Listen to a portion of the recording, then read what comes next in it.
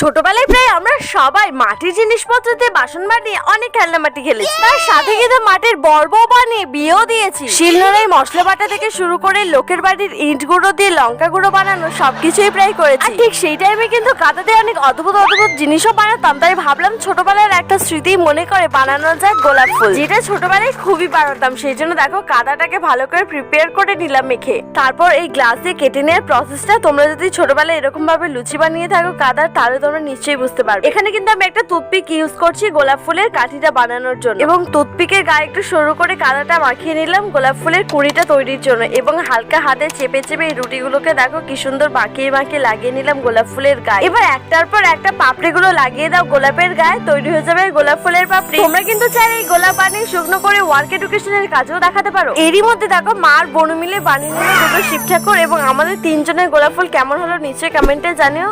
আজ এই পর্যন্ত।